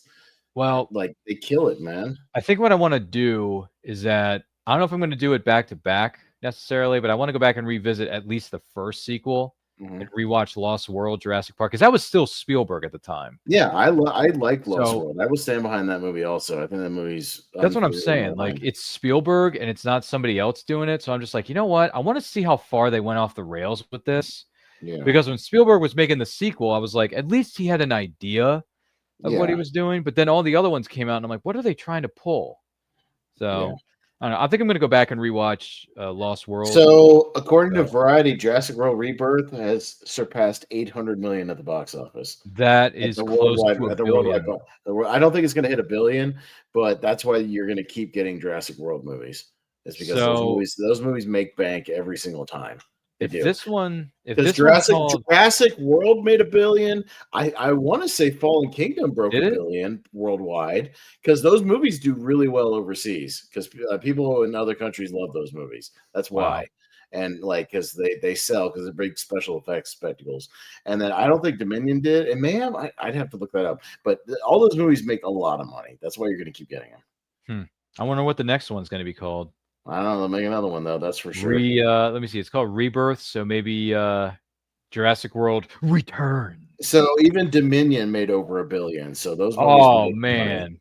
So those movies will continue. Even if this one only hits 850 or whatever, it doesn't They're matter. still going to make it. That movie's super profitable. They're gonna Even make if it costs $250 million, that means it still made 300 million, 400 million in profit. So they're going to keep making those movies. Yeah, you're going to get another one, 100%. Something's happening. Lisa called. Get Keith out of here. For those of you wondering, we're going way off the rails here. But for Red Eye, Lisa has apparently gotten away from her attacker, also known as Jack Ripner. By the way. The senator and his family are being evacuated from the hotel because what was it? Cynthia did the smart thing and pulled what is known as the fire alarm within the hotel to get everybody out just in case something else is going to go down. And look how close they cut this escape route here, guys. Yeah. The missile comes out. This is a little rough here. The fire effects are a little rough here for the budget. Look at the fire that comes out of the there's a shot from underneath. Looks a little fake. Ooh, there it is. Not this one, but the one when they show it coming out of the window here from the right there. Oh, it's a little fakey. Yeah. Oh, there it is. Yeah. There he goes. There he goes. Yeah, a little bit. By the way, that's a funny name for a boat that's trying to kill people. Rapture. Yeah. You think Wes Craven's being really on the nose here? Yeah. With this stuff. And then Lisa tries to call her dad. She can't get in touch with him. She pulls up to the house, trying to figure out if the guy is still there, which I have heard, the people who like this movie and don't love this movie just say this third act, like the best stuff is kind of on the plane. And then when she gets off the plane, it's not as good. I don't necessarily disagree, but I still think it's okay. But I do agree. I think kind of the best stuff in the movie is the back and forth on the plane. Oh, for sure. Because this gets very just kind of slasher movie, sort of thing. And Wes Craven obviously knows how to do, a killer in the house, chase. Oh yeah, because he's done it for years. He's done it for almost his whole career. So he knows how to do, shoot this stuff between Nightmare on Elm Street and Scream and whatnot. But he's very proficient in that. But it does become just kind of one of those movies here in the last 15 minutes. Yeah, it's doesn't bother me. And like I said, I can't confirm it, but the knife he uses in a little bit here looks awfully close to the Scream Billy knife. Loomis. Yeah, to the Ghostface knife. Billy Loomis's knife, you mean, or Stu? Yeah, maybe I can confirm that and see. I want to Google it. Which, by the way, I find myself, because I haven't done this in a while, but just so you know, but I find myself going back and watching the what's his name, Jamie Kennedy scene, the rules scene of how to survive a horror movie, and there's some in jokes in it. And then people have said, if you look at Stu's reactions when he's watching the movie that they're watching in a movie within a movie, you notice that Stu is one of the killers, if not the killer, because he's cheering when certain things are happening. Right. In the Jamie Lee Curtis film. So it's see, Wes Craven puts all these little Easter eggs in the first, especially the first one, and I'm man, I got to go back and watch Scream and look for the Easter eggs because there's a lot in there. I feel like he dumped 150 of them in there. Lisa, you believe this, producer? He's like, Lisa, I got bad. He's trying to pull up a Ghostface impression, maybe? No, not really. Yeah, he might as well put the damn thing in front of his mouth. Hello, Cindy. Do you like scary movies? Yeah, dude. Yeah. Oh, her dad is. Oh, I'm gonna cut you like a fish. And I met him too. I met Roger Jackson. Yeah. I met him. He's a nice dude. And I think that might be a nod because Cillian Murphy's character, remember, is named Jackson, and Roger Jackson does the screenplay. Oh, that's right. Yeah, so that might be a subtle nod to that, actually. Yep, that's a valid. See, more Easter eggs, folks. Yeah, I think there's a little Easter eggs. When Yeah, no, that's but Roger Jackson, when I met him, he signed my Scream 4 DVD, Rhonda, and he signed it to Ryan. I'll gut you like a fish. Yeah, like a fish. Roger Jackson. Yeah, he signed it that way. I'm dead serious. He wrote it in red ink too. Yeah, there you go. Mm-hmm. I think I took a picture. It's on my social media. You can go back and find it on our Instagram or Facebook pages for sure. Yeah. But Roger Jackson, very, very good to me. Comic-Con, very, very good to me. You know, at least that convention was. I am. We're going to go to a convention next month. Where are you guys going? There's a new horror one in that's right, South Carolina that's coming out. Yeah, I'm going to meet. We're going to meet David Howard Thornton, who's Art the Clown in the Terrifier movies. Oh yeah. And then and Bam Margera from Jackass and Viva Bam. So. Yeah. Ask him what it was like working on the movie Grind. Did you ever see that movie Grind? Oh, he signs Grind posters all the time. Yeah. Oh, he does? Oh yeah. Oh yeah. Dude, that's awesome. He's. I saw Grind in a theater in 2003. I didn't see Grind. Look at this! Look at this knife. Don't tell me you can't tell me that doesn't look like the Let me see knife. that. It's got to be like you'll see. I think that's Billy's knife. Yeah, it's got to be right. Like that has to be That's not a coincidence. Well, he said in the movie, he's like, my partner's outside with a 12-inch K-bar. Yeah. Knife, which I believe is the model. Yeah. So yeah, he's got Billy Loomis's knife. It's a formula, a very simple formula. Everybody's a suspect.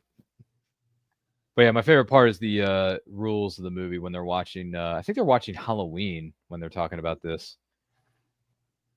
Isn't that what they're watching? I think it is. Yeah. Because Stu's like, when are we going to see Jamie Lee's breasts? Not till Trading Places in 1983. That's why she always outsmarted the killer at the big chase scene at the end. Don't you know the rules? What rules? What'd you say? What? You don't know the rules? Jeez, why have an aneurysm? Why don't you?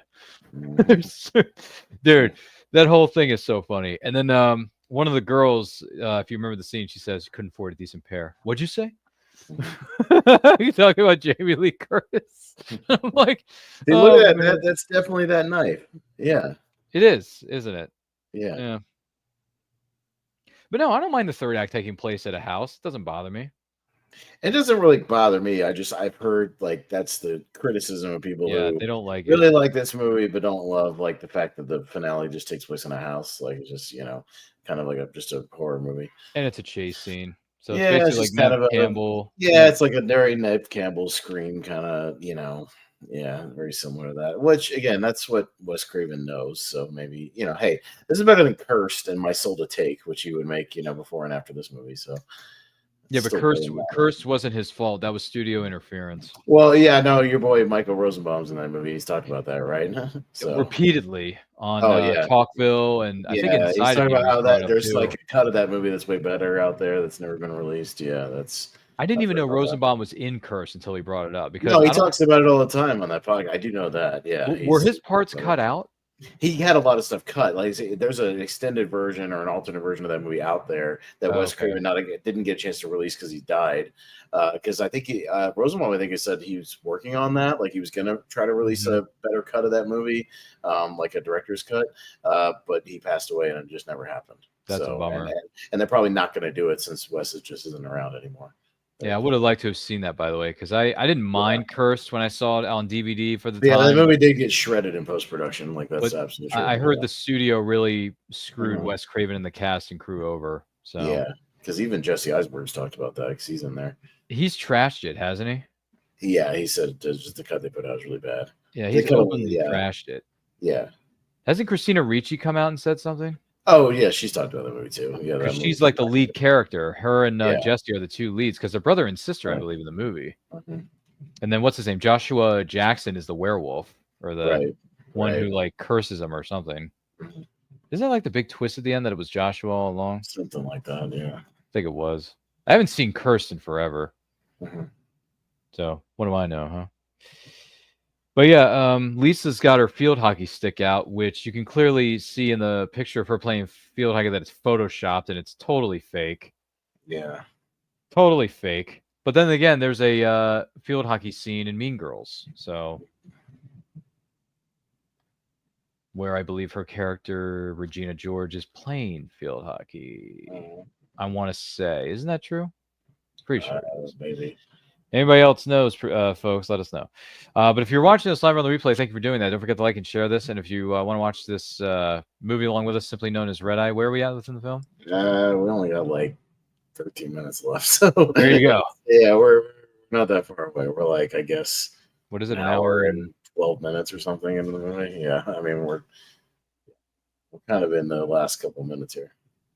Yes, hello. Sorry it took so long. We had an emergency downtown. Yeah, I wonder why. Yeah, I wonder why. There was a rocket launcher attack. There's a man in my house who's trying to kill me. Okay, if you can lock yourself in a room immediately, we'll be right there. Units are on the way. Just hurry. Yeah, they always show up after the fact. So, you know. See, there he is, hiding behind the door this whole time with Billy's knife. Yep.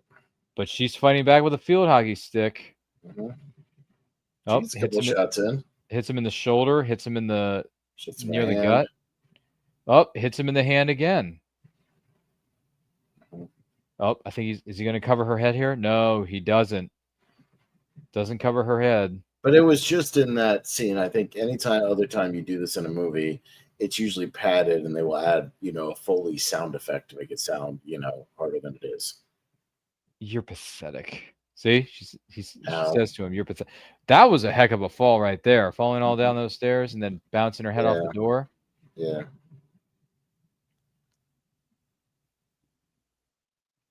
Oh, he's got the knife again though. Ah, she's got an answer to this question now, doesn't she? How do I get out of this exactly? Oh, there it is. There it is. Just shoot him. Like, I don't understand why she doesn't just shoot him. In the words of the Clint Eastwood spaghetti western, the good, the bad, and the ugly. If you go to shoot, just shoot. Don't talk. Yeah. Tuco. If you go to shoot, like obviously this guy's trying to kill you. Just shoot him. Yeah. But here's the thing: he gets shot in the gut, and yet he's still able to kick her ass. Oh, but he gets it. Brian Cox he kept his gun from Treadstone from the Bourne movies. Oh yeah. It's his Beretta he had when he was in the military, when he was General Stryker. Come on, sweetheart. Come on. Colonel Stryker, whatever. That's right. There you go. See, you're getting this. See, it's all in the same universe, folks. He's retired now. Even though in X2 X-Men United he gets killed off at the end because the dam breaks and all the water comes out. You know what I mean? Just kills him. Yeah. Technically, but maybe he survived the water. So then he retired 3 years later. There, right there. Oh, so she's alive. Everybody's alive. Jack Ripner's dead, everybody. But then she makes it back to the hotel to reunite with Cynthia, her best employee. She gets a cut above her head. I think we had a really good night, all things considered. Just that one incident, really. Cynthia, you did good. Oh, thank you, Lise. Excuse me. Ladies? Oh, Mr. Keefe, I'd like to thank you both. Talk soon. Yes?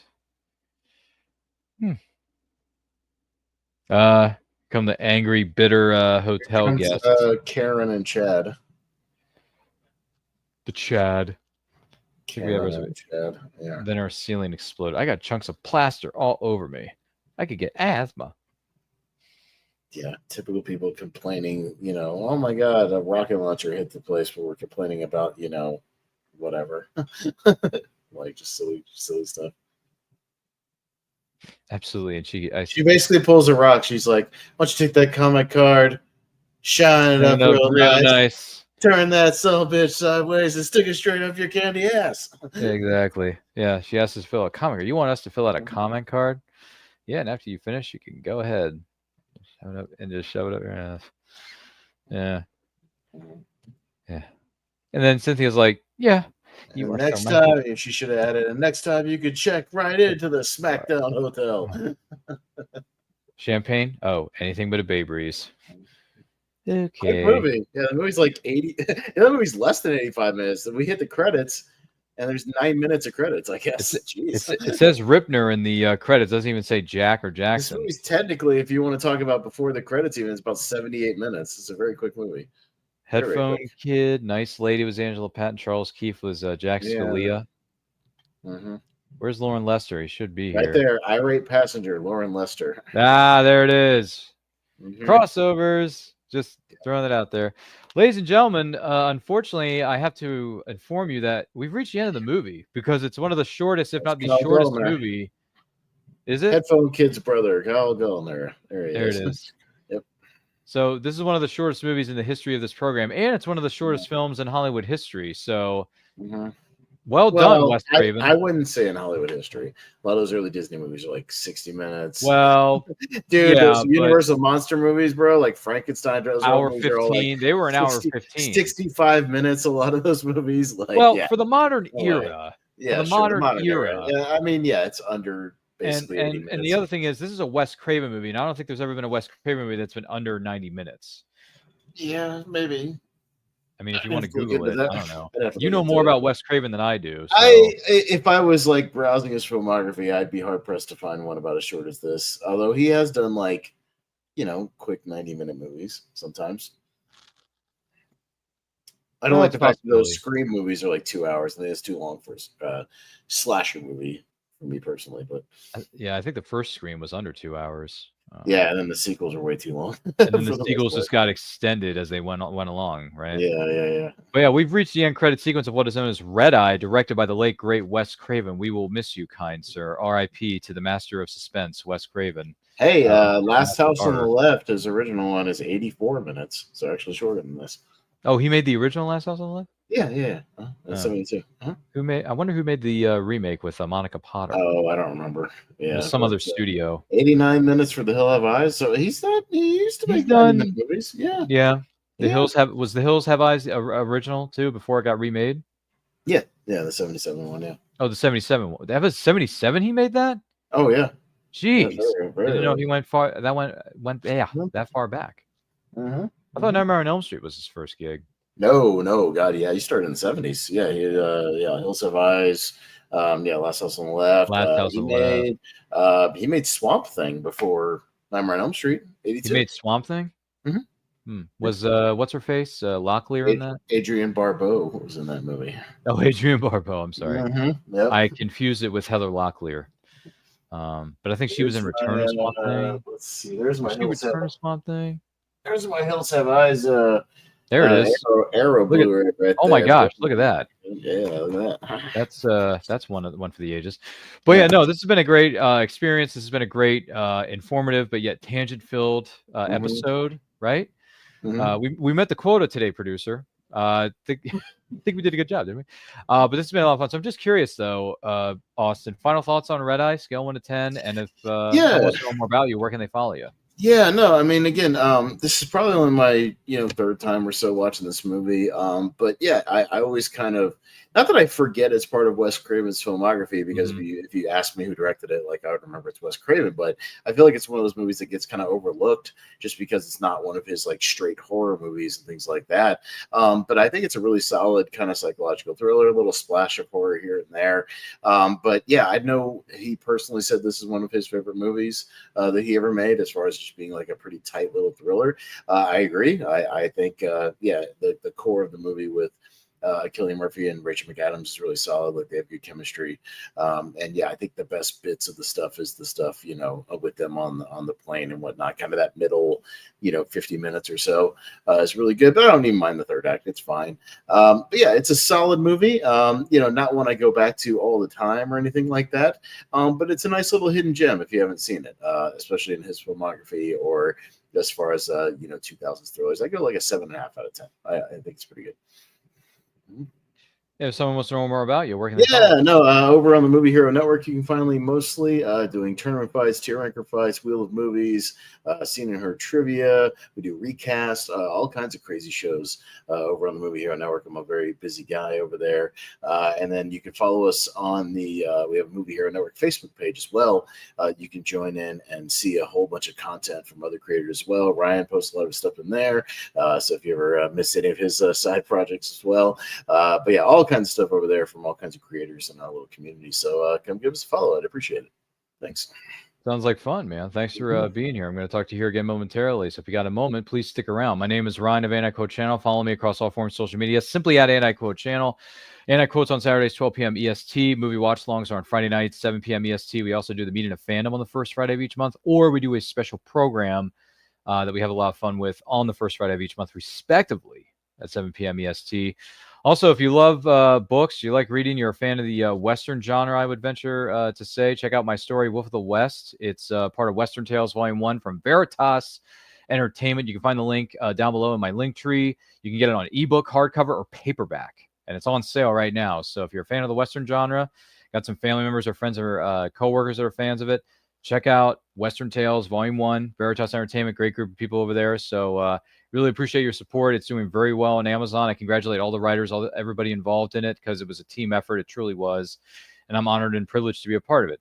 So don't forget to like, comment, share, subscribe, ring the bell to be notified when the videos go up or to go live. And yeah, for me, my final thoughts on this movie are simply this.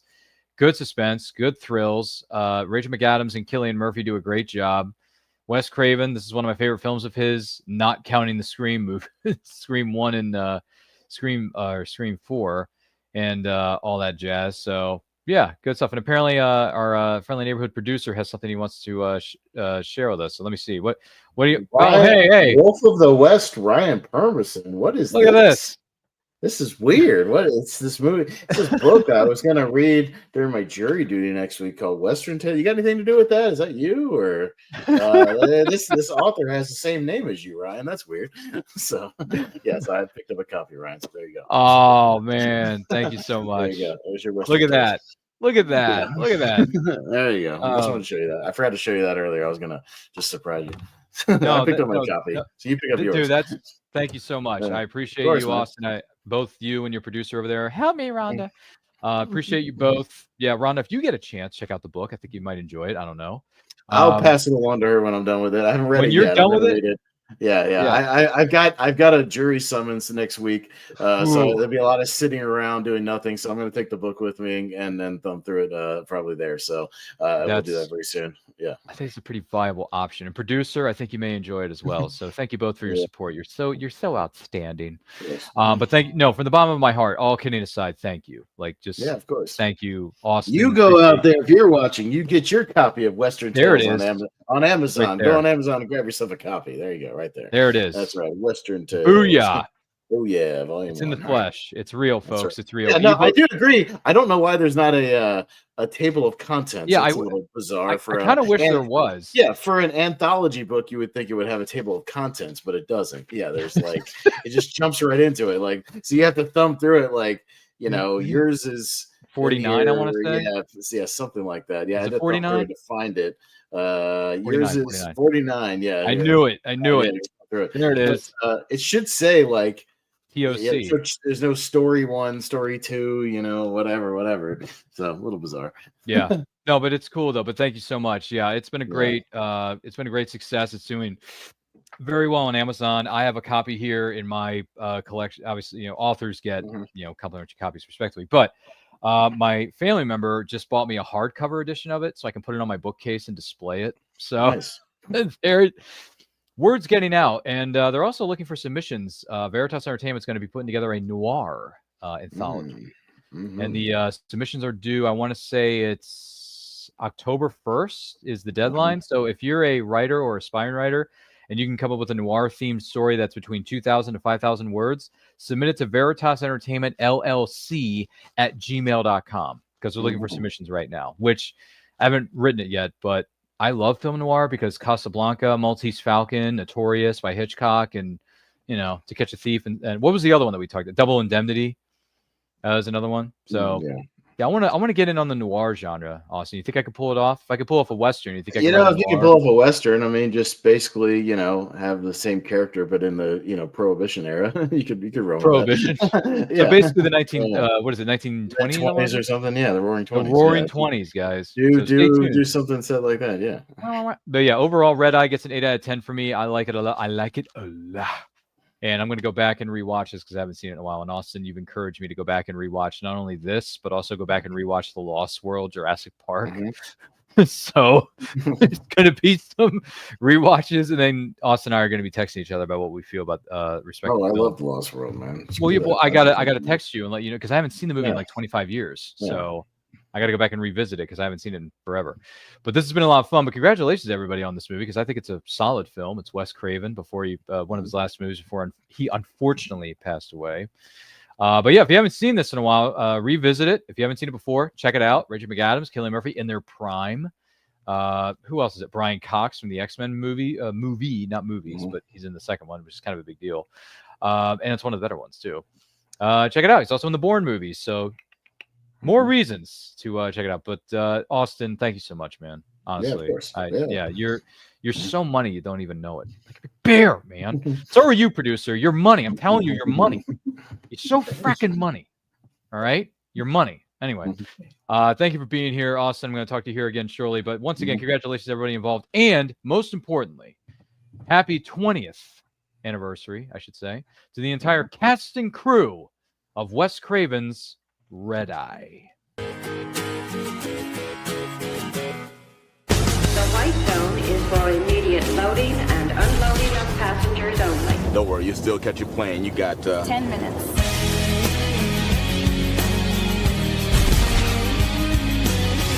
Flight 1019 has been delayed. So are you on this? Very delayed flight to Miami. Yep. You? Sadly, yes. Hi. Is this taken? No, it's all yours. So are you heading home? Yeah. Trying.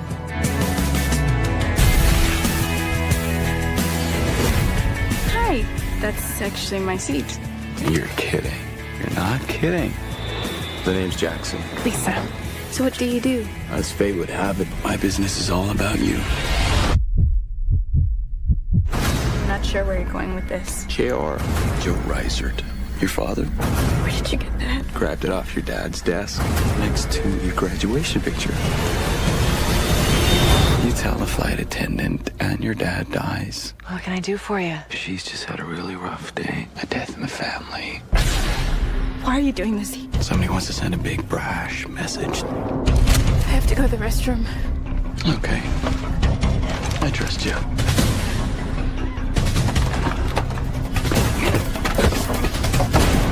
A man went in there, but a lady's in there too. Do Dad a favor and stop gambling with his life. Excuse me. This isn't a motel.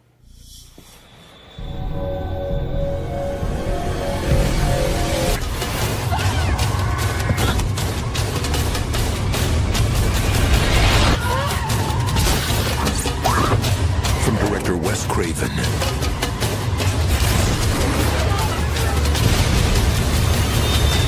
Rachel McAdams, Cillian Murphy. Red Eye.